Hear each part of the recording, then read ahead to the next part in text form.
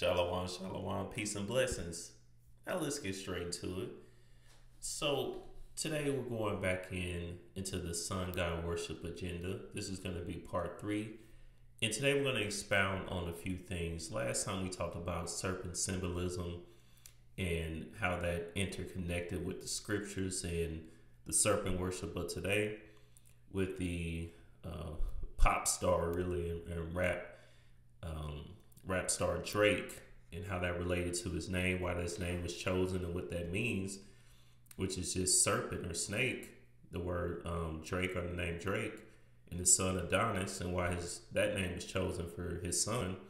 But we're going to dive back into serpent symbolism and connect that with the scriptures again today. And also I want to talk more about what it actually means, all right, when you worship the sun, or why the other nations and the wicked of our people, why they actually do worship the sun. I'm telling y'all, man, this series could go like 10 different parts just based on the information that I've gathered throughout the years. It is at least going to be one more part, because next time I want to talk about Christianity and how literally the Christianity religion, or the religion of Christianity, is just sun god worship. We're going to prove that next time. But now let's focus on right now. Let's go here right now. Let's jump straight into it. Let's get Ephesians chapter 6 and verse 12. It says, For we wrestle not against flesh and blood, but against principalities, against powers, against the rulers of the darkness of this world, against spiritual wickedness in high places. So we're actually going to continue to read. Normally we only get Ephesians 6 and 12, but let's continue. It says, verse 13, Wherefore take unto you the whole armor of the Most High, that ye may be able to withstand in the evil day, and having done all, to stand. Stand therefore, having your loins girt about with truth, and having on the breastplate of righteousness, and your feet shod with the preparation of the gospel of peace. Above all, taking the shield of faith, wherewith ye shall be able to quench all the fiery darts of the wicked. So that's what we're doing right now. We're trying to equip ourselves with the shield of faith. All right. And girding our loins with the truth and having that breastplate of righteousness. The more you understand about this world and the different agendas that's being pushed, first on the so-called black man and woman, all right, and then really everybody else in between, it builds up your faith. It allows you to build up that shield of faith. All right, so you'll be able to quench all the fiery darts of the wicked. Verse 17, and take the helmet of salvation and the sword of the Spirit, which is the word of the Most High. Okay, so that's what we're doing here. At least, Lord willing, that's what that's what we're looking to accomplish here. All right, and one good way to do that is by knowing what your enemy, his attacks. You got to know your enemy, right? How the saying go? Keep your friends close, but keep your enemies closer.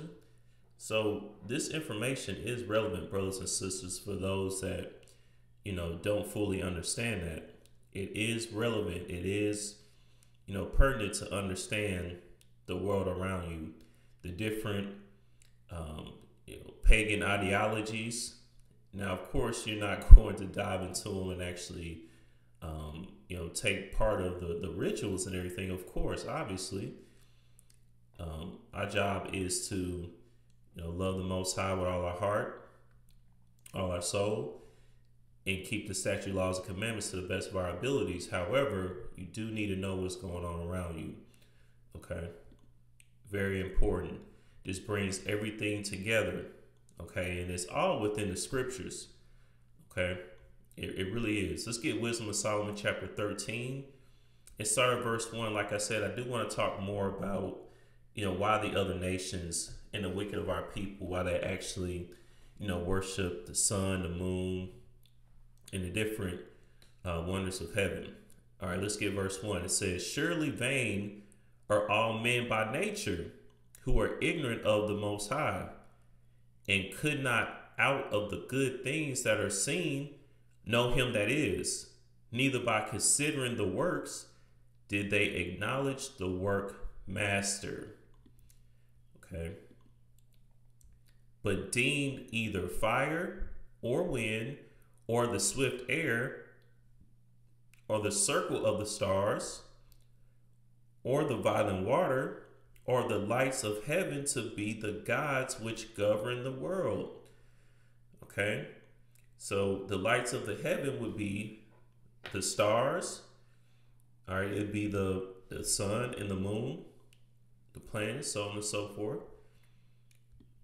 With whose beauty, if they being delighted, took them to be gods. This is the sun God worship agenda. Okay. Because again, way back in the beginning, that was the first sin. The first sin was idolatry. Okay. With, Eve, which through Eve, the man Adam also transgressed. And what were they doing? They were worshiping the stars of heaven. Okay. And taking on those different ideologies that come with, worshiping the sun. And that's what we're going to talk more about too. What are those ideologies? We'll talk a little bit more about that. All right, here shortly. It says, let them know how much better the Lord of them is, for the first author of beauty hath created them. But if they were astonished at their power and virtue, let them understand by them how much mightier he is that made them. And see, they want to worship the creation and not the creator. Okay. So the Most High is much powerful, much more mightier than those creations. But, the other nations and the wicked of our people, they ain't trying to hear that, man. And when I say, worship the sun and worship the other planets, you have to understand that does not mean that you have to consciously know what you're doing. You could spiritually be worshiping the sun and not actually understand it. Okay. So you don't have to go outside and look at the sun and bow down to it and things like that. But if you're taking on those left-hand path ideologies, then, you go to the Christian church, then you are a sun worshiper. Hate to be the one to tell you that if this is your first time hearing it, but it's just the truth. All right. Let's get Psalms chapter 147 and verse 18. He sent out his word and melted them. He caused his wind to blow and the waters flow. He showeth his word unto Jacob, his statutes and his judgments unto Israel. Verse 20. He hath not dealt so with any nation. And as for his judgments, they have not known them. Praise ye the Most High. So the reason that you have, sun god worship, mother goddess worship, all right, all these different things, goat worship out inside of the world today, or, that being the main worship system out in this world today, is because our people are not in rulership. And if our people are not in rulership, that means that the people are in rulership. All right, they're going to take on the doctrines of the left-hand path because they don't know the statute, laws, and commandments of the Most High, because he only showed his word unto Jacob, meaning Israel, the nation of Israel. That's it. Okay, so if our people, when I say our people, meaning the nation of Israel, we are not in rulership, then it's going to be a demonic or Luciferian ideology running the world. And again, that's exactly why you see, homosexuality, transgenderism, whatever the case, so on and so forth, all these different things being pushed on our people as if it's actually important, because that's what they dealing with, man. If you either hot or you cold, you either hot or you cold. And the Most High has not dealt with the other nations, especially the nation that is in rulership right now, which is the Edomites or the so-called white man. Okay, we gonna heat up. We just getting a little preliminary scriptures here, but we about to heat up. Let's get Psalms chapter 96 and verse 5. For all the gods of the nations are idols, but the Lord made the heavens. The gods of the nations are idols. When you understand that, everything around you becomes suspect. Okay? Even our people, again, the wicked of our people. So that's why you can't get caught up, like in I want to say it was around November of 2022, where you had Kanye West and Kyrie Irving. You had that little that little event that happened.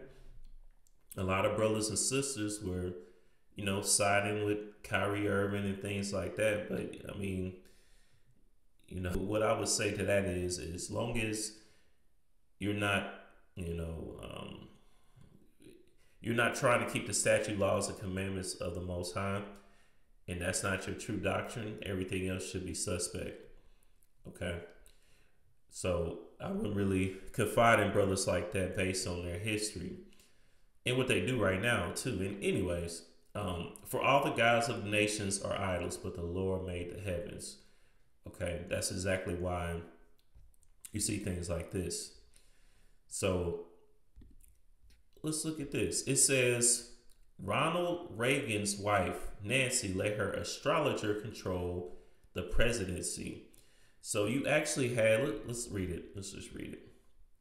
It says a new book details how First Lady Nancy Reagan leaned on advice from astrologer Joanne Quigley, top left, following the 1981 assassination attempt on President Ronald Reagan. This lady right here, that's Joan Quigley. It says days after a bullet pierced the body of President Ronald Reagan,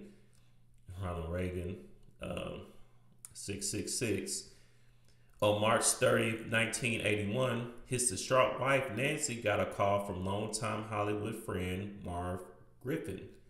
The TV host told the First Lady that star charts drawn by San Francisco astrologer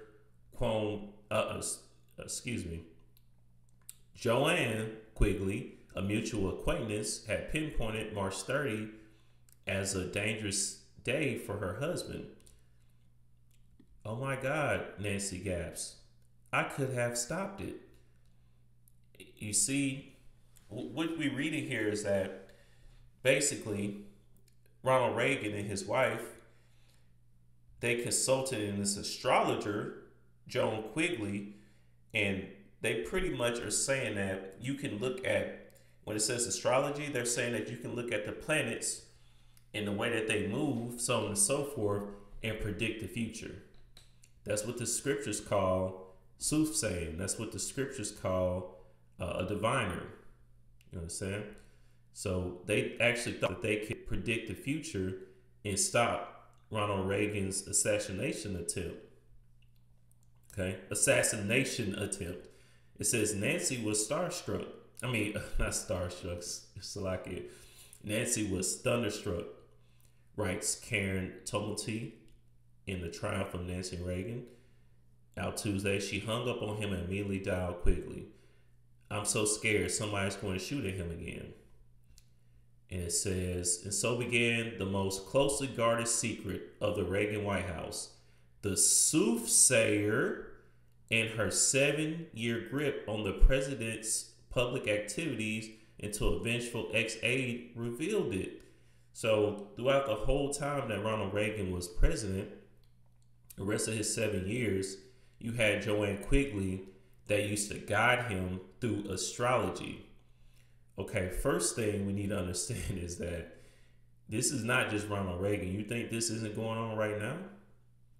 It absolutely is with, Joe Biden. He probably doing the exact same thing. Dang sure Kamala Harris. Whew, boy, ain't no telling. Man, she about to do everything based on the moon or whatever the case. Anyways, That's the first thing to understand, that this is not just Ronald Reagan. All right, they do this today. So last installment, I was talking about how politicians are in on it, and this is just proof right here. Okay, but again, this is not just Ronald Reagan. This is going on today, and not just with presidents, other high-ranking officials too. But they literally said that this woman is a soothsayer.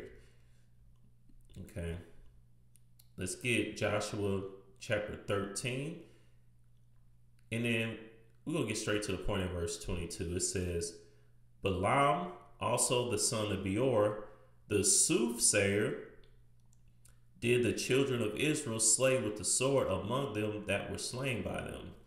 So it says the Balaam was a soothsayer. Let's pull up this word soothsayer in the concordance here. It says Strong's H7080, Kasam. Okay, let's look at the translation. It says divine 7 times, diviners 7 times, use, divination, prudent, soothsayer. It says to practice divination, divine, of diviners of the nations, Balaam, of false prophets of Israel.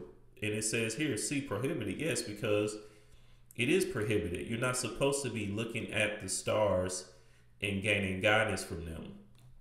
Okay, so-called guidance from them.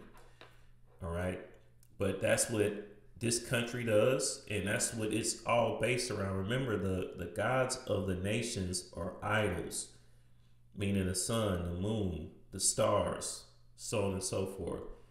Okay, but no, we're strictly prohibited against that.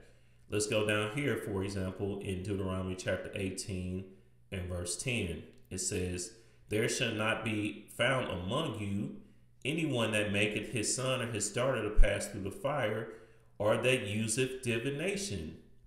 Okay, that's directly against the commandments.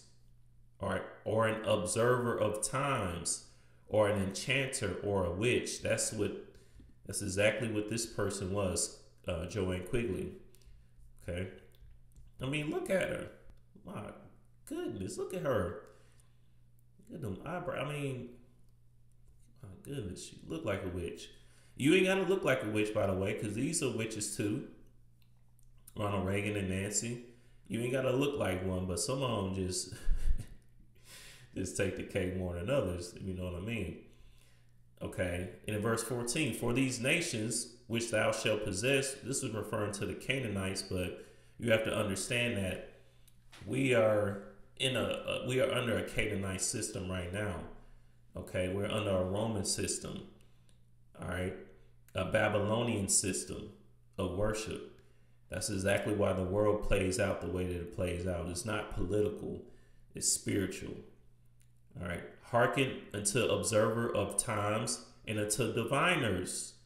But as for thee, the Lord thy God hath not suffered thee so to do, because it is a sin, okay, to use divinations, to look up in the stars and be like, okay, well, March 30 was dangerous. Or even on a more basic level, and I had a lesson on this before, on a more basic level with, so-called astrology and, saying you're a Gemini, because you're a Gemini, you this or that, and Aquarius are daring, and whatever your so-called, what do they call it? Not astrology, your zodiac signs, yeah. So let's get Isaiah chapter 47 and verse 13. Thou art wearied in the multitude of thy counsels. Let now the astrologers, the stargazers, the monthly prognosticators stand up and save thee from these things that shall come upon thee. So that's exactly what the Most High is saying in the last days. Let these astrologers, let Joanne Quigley and everyone else, let them stand up and save you from the destruction that's going to come upon this place. Behold, they shall be as stubble. The fire shall burn them. They shall not deliver themselves from the power of the flame. There shall not be a coal to warm at, nor fire to sit before it. But the point is, though, astrologers, that's exactly what Joanne Quigley was. Okay. And a lot of the quote unquote celebrities and things like that. And just your average person, too, by the way. I mean, a lot of people, you have people that are out and out, what they call a Wiccan or a witch. Then you have people that are into witchcraft and they just don't even realize it. Okay. You don't have to know what you're doing to be a witch or to be a practicer of the left hand path. You could be a sun worshiper and not understand exactly what you're doing. Really, attention at the end of the day doesn't really matter. All right, because you have to actually, ascribe to the scriptures to not be these things. Because if you're not on the right hand path, you're on the left. Okay, H1895, Habar, this is the word used for astrologer, to divide, be an astrologer, heavens, all right, to be a horoscopist. So horoscopists, it says here, are going to be destroyed in the fire. So if that's something that you ascribe to, you got a Gemini or you a Aries or something, you buy on IG, go and take that crap off, man. Go and leave it alone. All right. Because that makes you an astrologer. You believe in the sun, the moon, and the stars for guidance. Okay, which is off according to the Most High. Now let's go here. I told you we would go back into serpent symbolism because this is the sun god agenda. And we see that these two things are directly related. All right, let's get more on it though. It says serpent symbolism. The serpent or snake is one of the oldest and most widespread mythological symbols. The word is derived from Latin serpens, a crawling animal or snake. Snakes have been associated with some of the oldest rituals known to mankind. It's true. And represent dual expression of good and evil. That's why, not here directly, but what we were talking about last time with Yahweh Shah saying that we need to be wise as serpents. Okay, because a serpent in itself is not wicked or evil or off. All right, not in itself, but more times than not, when you see anything dealing with a serpent today, it's probably going to be towards the left-hand path. All right. So speaking of, let's see where our people were worshiping the serpent. And I'm going to go through this quickly because I have some other points I'm going to bring out. Let's get Numbers chapter 21 and verse 6. It says right here, the bronze serpent. It says, and the Most High sent fiery serpents among the people, and they bit the people, and much people of Israel died. Verse 7, therefore the people came to Moses and said, we have sinned, for we have spoken against the Most High and against thee. Pray unto the Most High that he take away the serpents from us. And Moses prayed for the people. And the Most High said unto Moses, make thee a fiery serpent and set it upon a pole. And it shall come to pass that everyone that is bitten, when he looketh upon it, shall live. And Moses made a serpent of brass and put it upon a pole. And it came to pass that if a serpent had bitten any man, when he beheld the serpent of brass, he lived.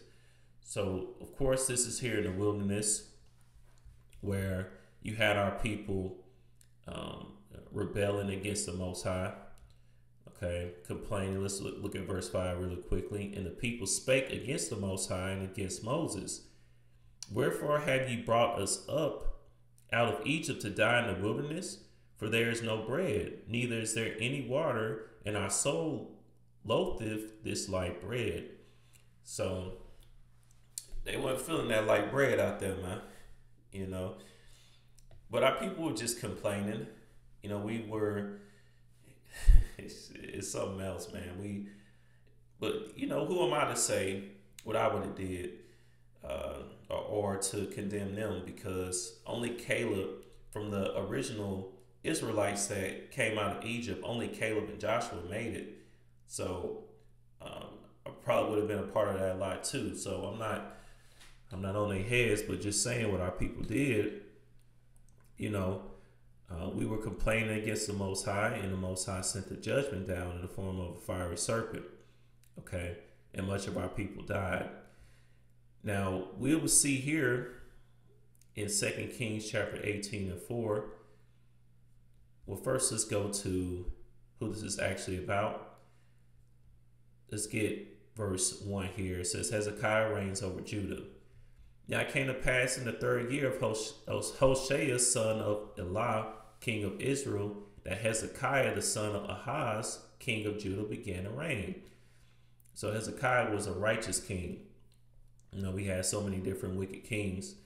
Verse 3, and he did that which was right in the sight of the Most High, according to all that David his father did. Verse 4, he removed the high places and brake the images and cut down the groves and brake in pieces the brazen serpent that Moses had made. For until those days the children of Israel did burn incense to it, and he called it Nehushtan.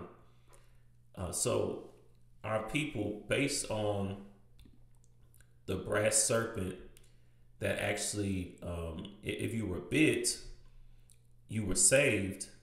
Like it says, verse 9, and Moses made a serpent of brass and put it upon a pole. And it came to pass that if a serpent had bitten any man, when he beheld a serpent of brass, he lived.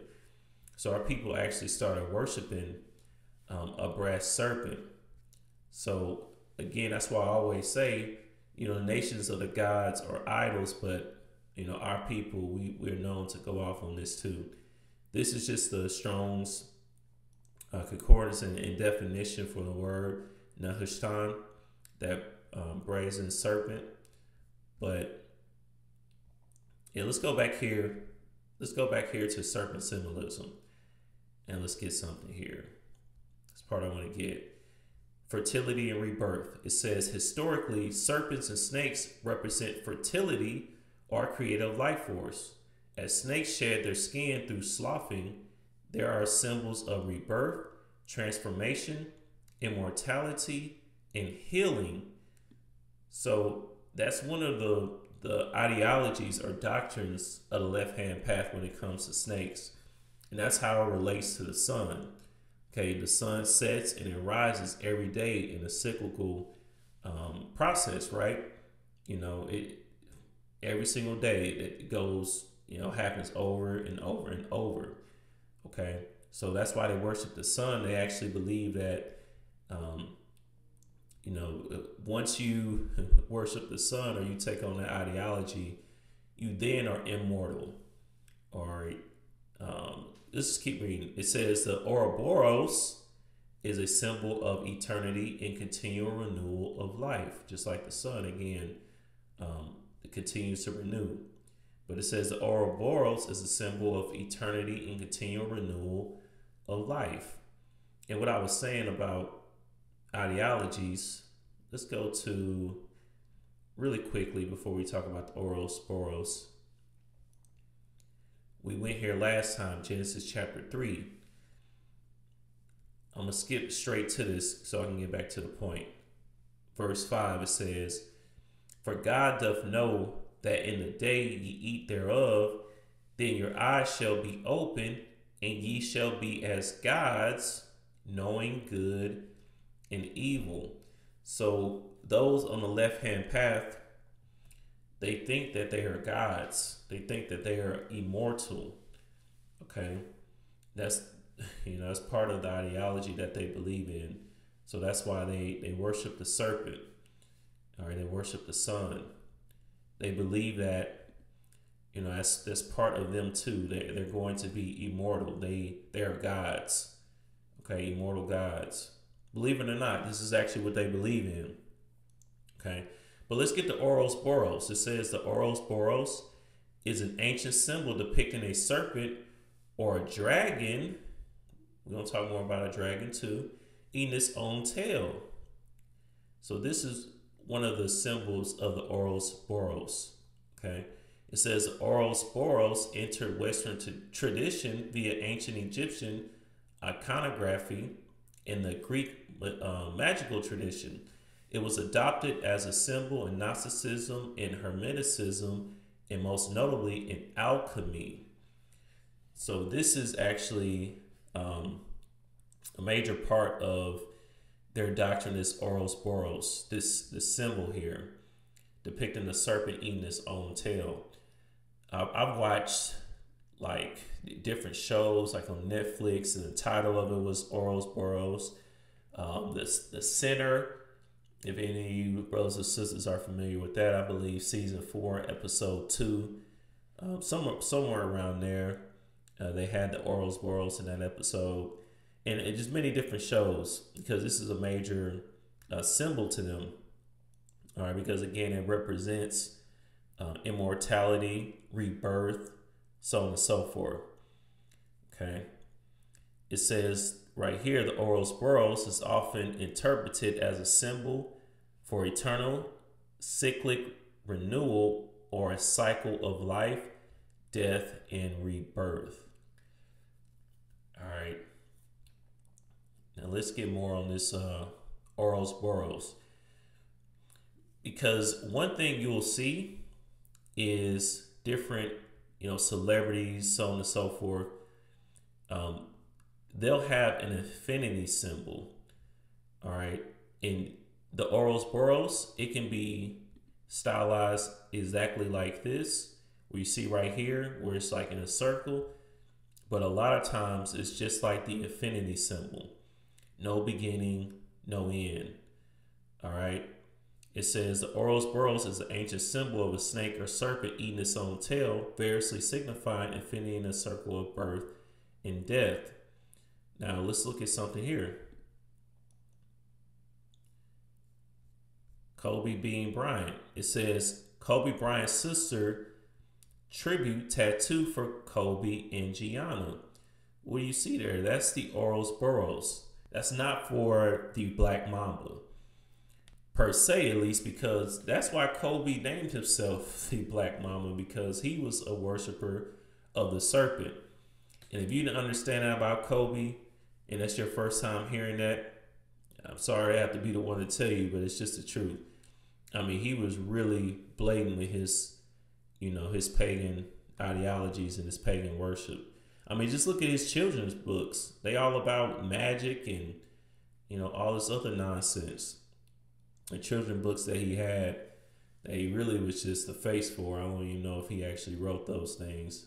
But anyway, it says here, Vanessa Bryant just showed her appreciation for Sharia's tattoo, writing on her social media page, "Love you, Gigi Kobe 224 forever."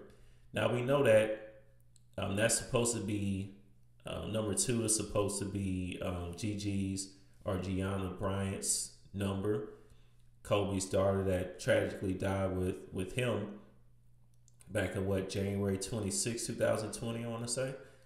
And then Kobe's number was 24. So that's what it's supposed to be. And this is supposed to be a Black Mama, but really she's showing you the Ouroboros, or the infinity symbol. All right. It says Sharia Bryant Washington, the oldest of Bryant's siblings, hit up tattoo artist Peter Barrios for the work, and it turned out pretty good. Now look at this picture here. This is the same thing. This is the Ouroboros.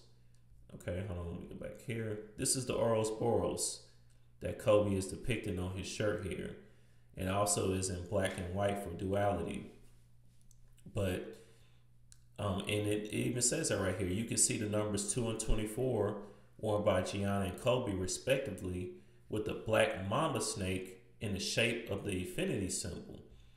Because again, the infinity symbol, and when you see that, that's a lot of times what they're trying to represent to you, that they believe in serpent worship, okay? And that's the ideology that they embrace, believe it or not, okay? So I'm showing you this to all, say that the serpent worship of ancient times is still alive today. So that's why you have to be very careful, different athletes and people that you look up to, or you think they're quote unquote Christians, or like in Kobe's case, he claimed to be a quote unquote Catholic. Well, Catholicism really is pagan god worship anyway. So I guess he was a Catholic. And then look at the rapper The Game, the infinity symbol. If that was really for number 8, because somebody may be saying that, no, that's for number 8, then why is it sideways? Okay, even if it was up, even if it was like this, it's still the same thing. Why is the mamba going after his own tail? Because this is a symbol for the Ouroboros. Okay, they're showing you their worship system. And this is the game with only his left eye showing, just like we saw with, Drake on the last installment. But yeah, I just want to show you that, man, Kobe was out there though, man. He yeah, that's a whole nother topic. But I just want to grab this really quickly too. It says Kobe Bryant created this Black Mamba alter ego as a way to get through the lowest points of his career on this article here. Now, why does it say Kobe Bryant created his Black Mamba alter ego? Why is it alter ego? I thought it was just a nickname. Black Mamba, he was, fierce and attacked sharply on the basketball court. Why would it be called an alter ego? It's because that name, the Black Mamba, was really for him showing himself to be, to be an adherent to serpent worship. That's all that really is. I mean, we can keep going through this, but that's all that really is. Okay. So, Kobe, your boy Kobe was out there too. Let's go back to the Ouroboros though. Let's see. Let's get more on this. Get more here. It says the snake's skin sloughing symbolizes the transmigration of souls. The snake biting its own tail is a fertility symbol. Zoom out a little bit. Bear with me. Okay. The snake biting its own tail is a fertility symbol in some religions. The tail is a phallic symbol, and the mouth is a yonic or womb-like symbol. So, for those that are familiar with the Ankh is a phallic symbol with a yonic or womb-like symbol. If that makes sense to you, don't worry about it. We'll talk about that another time. But it says ancient Egypt, historical representations in ancient Egypt. One of the earliest known Ouroboros motifs is found in the enigmatic Book of the Netherworld, an ancient Egyptian funerary text in KB 62. In the tomb of Tutankhamun in the 14th century BCE. The text concerns the actions of the Ra and his union with Osiris in the underworld. So we're going to talk about Ra here too.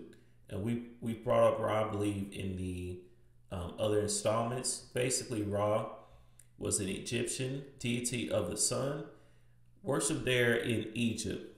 And what we're going to see is that this quote-unquote God is still worshipped today.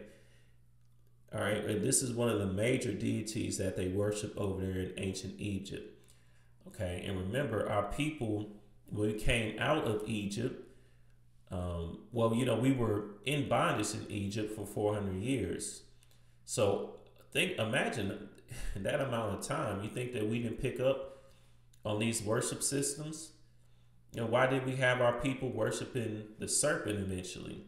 Because our people, we get influenced by the other nations around us. When the other nations are worshiping different pagan deities, our people tend to do the same. Okay, even though the Most High has instructed us not to do so. Right here at the top here of Ra's head, or this depiction of Ra, because again, Ra is not somebody that, or a deity that actually ever existed. It's just a depiction of him. But you see a sun disk and you see a serpent wrapped around the sun. Let's get Ecclesiastes chapter 1. We're going to go back to that. Let's get Ecclesiastes chapter 1 and verse 9. It says, the thing that hath been, it is what shall be. And that which is done is that which shall be done. And there is no new thing under the sun. And there's a reason that I picked this scripture here, because again, we're going to see where this sun god worship is, still being pushed today. All right, now I pulled up Horus really quickly. Pulled up Horus. Let's go here. Let's go straight to it for time's sake. So, let me go here first. Just as a reminder, it says here Horus. Horus, also known as Haru or Hor in ancient Egyptian, is one of the most significant ancient Egyptian deities who served many functions, most notably as the god of kingship, healing, protection, the sun, and the sky. He was worshipped from at least the late prehistoric Egypt into the Ptolemaic kingdom in Roman Egypt. No, he's still worshipped today. Okay, and we're going to prove that. Now it says here, let me go down. Bear with me. It says Horus the elder, and it also says Horus the younger. Harpocrates. Harpocrates to the Ptolemaic Greeks, also known as Horus the younger, is represented in the form of a youth wearing a lock of hair, a sign of youth, on the right of his head while sucking his finger. In addition, he usually wears the united crowns of Egypt, the crown of Upper Egypt, and the crown of Lower Egypt.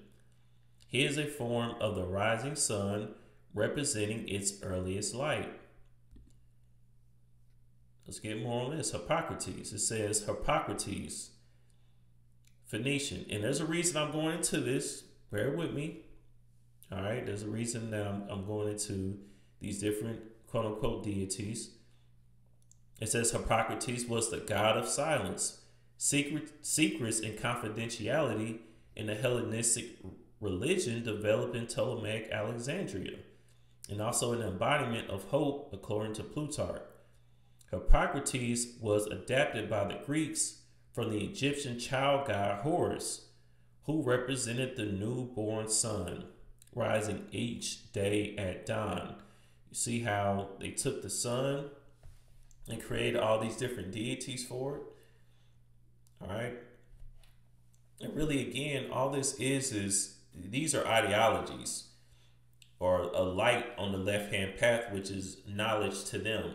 The immortality, renewal of life, and all of that. These are the things that they believe in. If they embrace these ideologies, they will also, take on the characteristics of what they believe the sun to represent. Okay? They believe themselves to be gods. Harpocrates' name was a Hellenization of the Egyptian Harpocrates, or Harupocrates, meaning Horus the child. Horus is represented as a naked boy with his finger to his mouth, a realization of the hieroglyph for a child. Misunderstanding this gesture, the later Greeks and Roman poets made Harpocrates the god of silence and secrecies. Secrecies. It's like secrecy. So this is a depiction of this quote unquote deity, Harpocrates, which, like they said, was really naked. So it shows the perverseness of, the so-called white Greeks that were in rulership in Ptolemaic Alexandria. All right, which just means close to the time that Alexander the Greek ruled in 300 BC and on down. So that's all that really means, to make it more simple if you don't understand. So Harpocrates. Now, why did I pull this up? I've actually shown this before, but let's look at this scene from Meet the Fockers. It's a 3-part series, I believe. What's the Meet the Fockers, Little Fockers, and whatever the names of these movies are. So it's like a comedy starring Ben Stiller, Robert De Niro, so on and so forth. But let's take a look at this. What if you could do SEO smarter and Gotta deal faster? with these ads. With Wix, you can edit your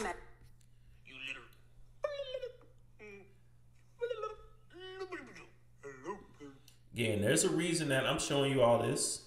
Okay, just bear with me. Let's look at this scene from this movie. Don't infantilize him. Talk. First of all, if you look here in the background, you will see a sun, or in different planets surrounding it. There's different things in movies that are going on in the background. If you don't pay attention to, you won't even understand what they're really trying to show you. Because in a lot of movies in the past, like, don't matter if it was in the 70s, 80s, 90s, or the movies today, it's relevant what's going on in the background just as much as it is going on in the foreground. You understand? Let's keep going. Talk to him like an adult. That's good. Huh? That's good, Jack. All right. And just a background, this child that Ben Stiller and Robert De Niro they're playing with, and this is Ben Stiller, this is Robert De Niro. This child that they're playing with, he has not spoken any words. He's supposed to be able to speak at this time based on his age, but they can't get him to say anything. Okay, just a little background. Let's keep going. Let's see what we see here. Just try to understand. He's a little person. His communication skills aren't verbal yet, but he... Oh, there we go. Okay, so this child here, which again, I told you, is not, he hasn't said any words, or they're trying to get this child to speak, you know, say da da mama or whatever the case, and he just doesn't. And what do we see here? We see this child in this movie put his finger up to his mouth. And also, what do you see on his shirt? You see that affinity symbol for the Ouroboros, okay? And then we just see that that's the sign for Harpocrates, the god of silence. Okay, this scene right here, they did not tell him to put his finger on his mouth for no reason. They were showing you that he represents Harpocrates. Okay, again, that's why you have the Ouroboros, which is a representation of the sun, and Harpocrates is a sun god. That's exactly why they had this child do this. He understands. Observe. And again, when you go back here, you see the sun. It says back here, I've seen the movie, so I know that if Ben Stiller wasn't right here, it would say Sol, S-O-L. That's another pagan deity, Sol, or Sol Invictus. So if you thought I was reaching, why they got a picture of the sun back there? Okay, and then you got a little sun god, a little sun god right here. Harpocrates is right here in your face. Let's go back to Harpocrates again. You see that? The finger on the mouth. All right, and that's not just him. You know, you have the singer Rihanna. She got a tattoo that says shush, and she's putting her finger on her mouth. Why is that? Because not only is that a representation of Harpocrates, that's also showing that Rihanna knows the secrets. All right, she knows the quote-unquote secrets of the left-hand path, and she embraces them, and she's not going to tell. That's what she's saying here. Okay, but this is very common. Even look at your boy here. Look at your boy. Get that out the way. Look at your boy Kawhi Leonard. All right. We know that Kawhi Leonard is known for not speaking, right? He only says just enough. You know, he's not somebody that has a social media and be tweeting things out and all of that. Could it be that he also, you know, is a representation of Harpocrates? All right, or he was, you know, programmed that way? That's on a whole different level. Maybe I'll talk about that another time. But I just wanted to show y'all that, you know, it's very common for quote unquote celebrities, so on and so forth, to put their finger on their mouth. Just pay attention to it moving forward if you haven't before. But it is for Harpocrates. And also, just to kind of bring this full circle too, just in case you thought I was reaching, let's go here into Harpocrates. It says here, 20th century reference. From the 1920s through the 1950s, Harpo Marx performed pantomime and wore either a curly red or a curly blonde wig in character. Just like that child had, blonde hair. This child here, that represents Harpocrates. You see, you got blonde hair. That was, one of the ways that Harpocrates was represented. Okay, his brother Groucho jokingly said he was named himself in honor of Harpocrates. So in this show with Harpo Marx, okay, this actor, they just came out and said that his brother Groucho jokingly said he was named himself in honor of Harpocrates. No, it wasn't jokingly. That's exactly what it was. As a god of both silence and childhood, or childish joy. In truth, he was named Harpo because he played a harp. Oh, that's nonsense. No, it's what you said it was. And because he played the harp, it's because he was a representation of Harpocrates. That's what they do, brothers and sisters. They have these different actors or even athletes, so on and so forth. They have them play these different pagan gods and deities so that in your subconscious, you take it on the spiritual energy of the left-hand path and you don't even understand it. Okay, you see a movie like this, and no, you don't know that, 9 times out of 10, 9.9999999 times out of 10, the average person watching this is not going to know anything about Harpocrates or that this child represents Harpocrates. Yes, but on a subconscious level or on a spiritual level, that's actually resonating with you. Okay, why do you think that, we couldn't understand the scriptures? All right, we couldn't understand anything that was going on, even though it was blatant and right there in our face. It's because we've been broken down and programmed from the very time of our youth all the way up with these different pagan ideologies, seeping all the way down into our spirit, and we didn't even realize it. Okay? So that's what they do. That's why they have these things in movies, in TV shows. They have different athletes and actors and politicians. That's why they have them do these things that's hidden right here in plain sight, so that you can embrace the sun god, be a worshiper of the sun god, but you not even know it. Okay? And I believe Soul Invictus is talked about on this page too. Bear with me for a second. We could get that, but point is though, I know exactly what I'm looking at here. It's no coincidence that they had the sun or Soul Invictus right there. It's no coincidence that that child put up his finger right there on his mouth.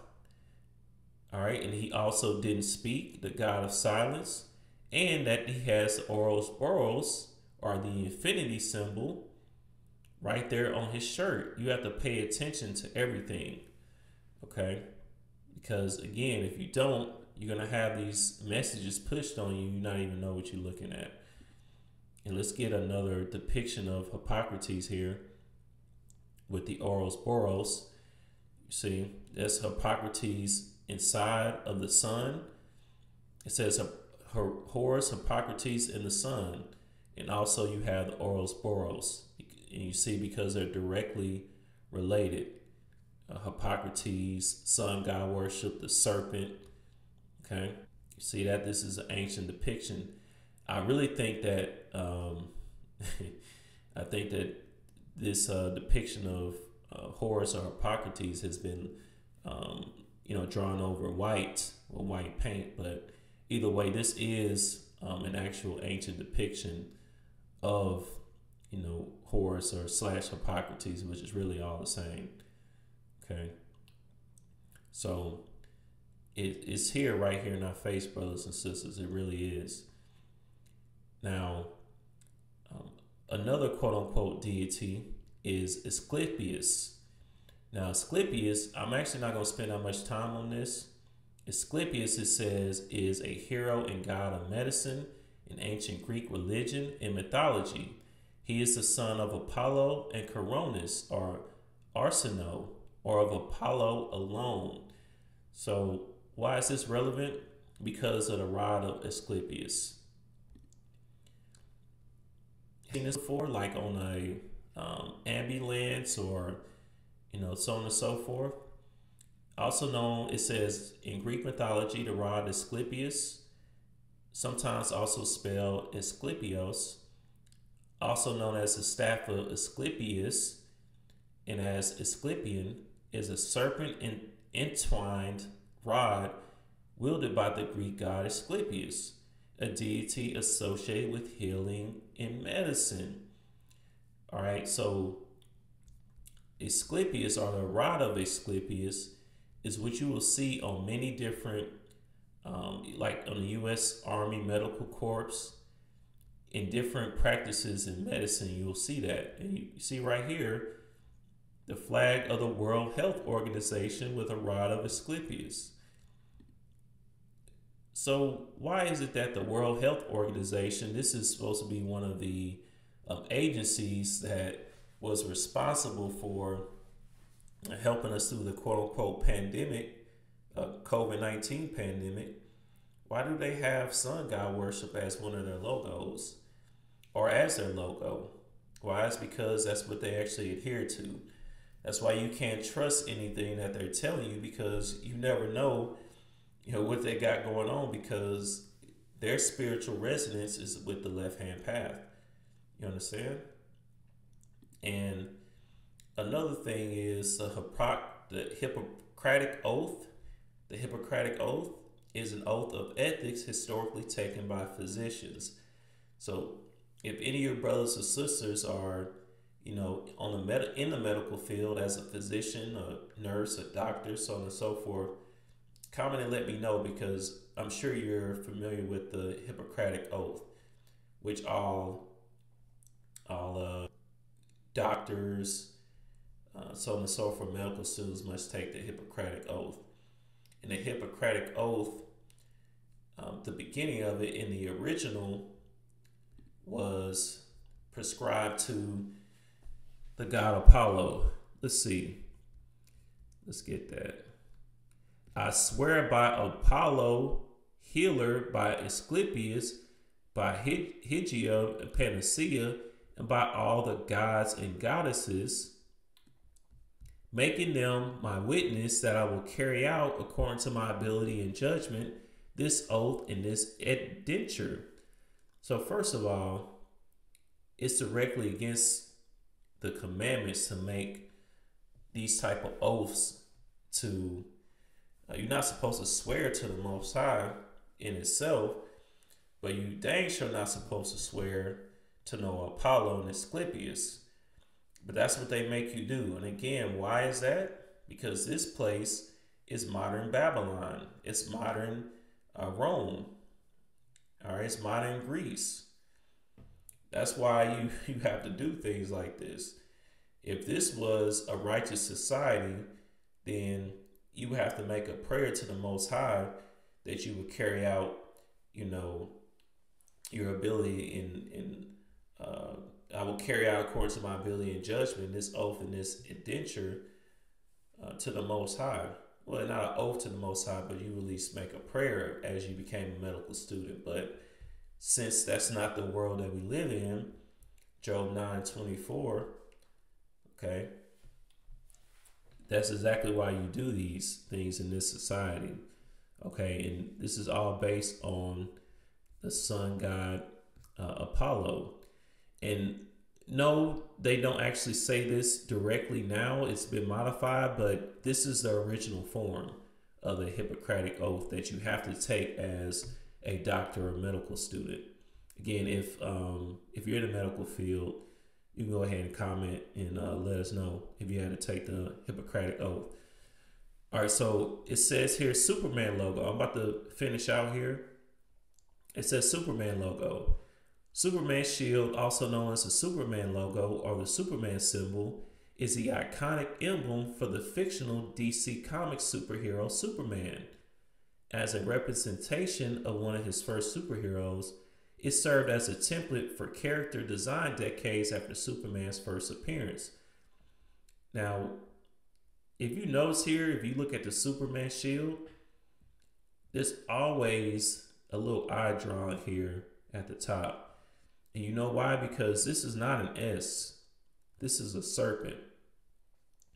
Because Superman represents the sun, the serpent.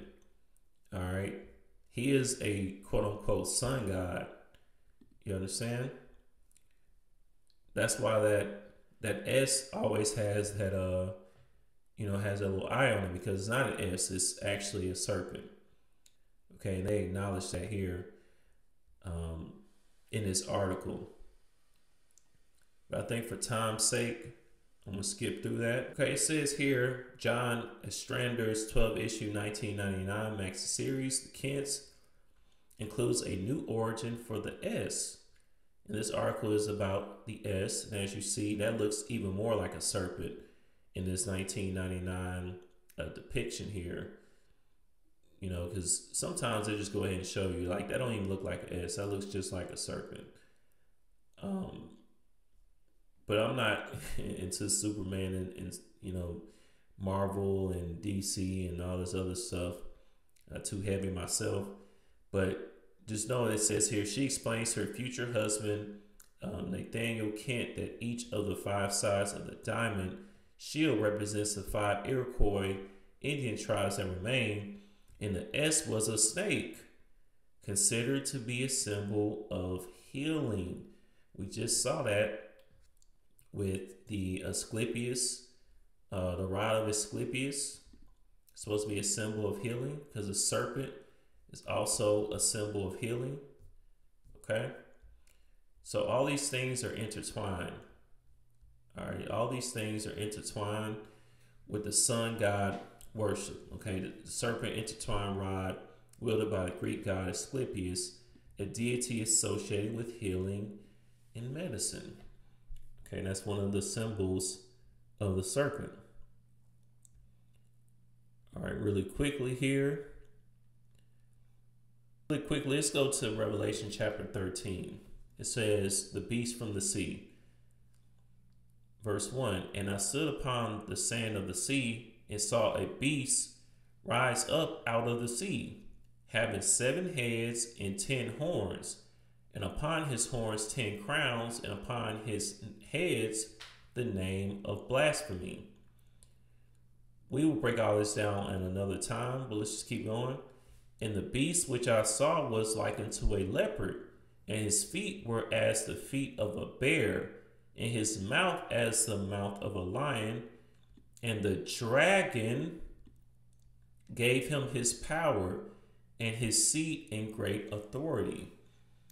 This is referring to the beast, or the system, the nation that's in rulership right now, the dragon or the serpent. Satan gave him his power, his seat and great authority. Okay. What we know today as the United States of America, which really, that's just one part, that's the central hub of this system, but it's worldwide. Okay. Including China and so on and so forth. They are part of this beast that is being spoken of in the book of Revelation, chapter 13. All right, and I saw one of his heads as it were wounded to death, and his deadly wound was healed, and all the world wondered after the beast. And they worshiped the dragon. Remember, a dragon is just a long serpent. Okay. And they worshiped the dragon Lets you know they worship the dragon in this society, which gave power unto the beast. And they worship the beast, saying, who is like unto the beast? Who is able to make war with him? All right. That's what they say about, this country. Meaning, when I say this country, United States of America, who will make war with him? Now, I know that the morale of this country's army is going down as they continue to do, random stuff like put transgenders in rulership or in commanding positions in the army, so on and so forth. But in general, though, we already know how the U.S. is coming when it comes to war, the different nuclear weapons, so on and so forth that we have here. But point is, and they worship the dragon, the serpent, which gave power unto the beast. Why is he giving power? Because, just like we saw with Ronald Reagan and his advisor, that's where they get their spiritual power from, the left-hand path. Okay, this was already prophesied that this place would be taking on the energy of the serpent or the dragon. Okay, and they will worship the dragon, which gave power unto the beast. And they worship the beast, saying, who is like unto the beast? Who is like unto the system? All right, who is like unto this country, this Babylonian society that we in? Who was able to make war with him? And there was given unto him a mouth speaking great things and blasphemies. All the different things. The mouth is like the media. Okay, the different things that are put out on the media and the different blasphemies, okay, that you see, like Yahweh Shah or Christ being depicted as a so-called white man. That's a blasphemy. All right. And power was given unto him to continue 42 months. All right. That's a whole nother story too. But yeah, that's the main point I wanted to get to. They worship the dragon. All right, the dragon is just a serpent. Now, speaking of the dragon, I talked about Kanye West earlier. And I'm not going to go too deep into it because I know our brothers and sisters, how they kind of was on his side during the time that he claimed that he was, an Israelite and we're Israelites and stuff like that, which really he kind of didn't say it like that. What he said, the tribe of Jacob, or however he said it, it was always off. I don't trust this dude myself. But anyways, it says Kanye West proclaims his love for Trump. We are both dragon energy. We are both dragon energy. So Kanye West told Donald Trump, that we are both dragon energy. It says Donald Trump has thanked Kanye West after the rapper professed his love for the president and said the pair are both dragon energy. That's what the tweet said. Okay, we are both dragon energy. So what does that mean? What is dragon energy? Meaning the serpent. Everything that we talked about, the different ideologies on the left-hand path. Kanye West is saying that he's an adherent to the serpent too, to the dragon. Okay? That he worships the dragon. Okay? And he's saying Trump is too. So, our people be on Trump as if, Kanye West and the different quote-unquote celebrities or the Democrats, like they aren't a part of all the same system too. They all worship the dragon. They all worship the serpent. Okay? It ain't no different. All right, so, they'll tell you, they will tell you these things. Look, Trump just said, thank you, Kanye, very cool. That's all he said to it. All right. And in this article, if you read it, they act like, saying we are both at dragon energy is not, kind of a off-putting message there. They don't even break down what dragon energy means because, the person that wrote this article, they probably know exactly what they were referring to, but they can't tell you that. They can't tell you these things directly. You understand? That's why they hide it in plain sight, because they don't think that you would be able to handle it if you were told this directly. So They gotta kind of put things in the foreground or hidden in plain sight, so it resonates with your spirit until you get to the point where you can understand it. Okay. So, you know what? I actually will leave with that. We have another part, which we're going to talk about Christianity, and just finish this on out with how this world is revolved around sun god worship. At least that's one aspect of it. But I really pray that this was edifying to the hopeful elect. And with that, I bid everyone a mighty shalom.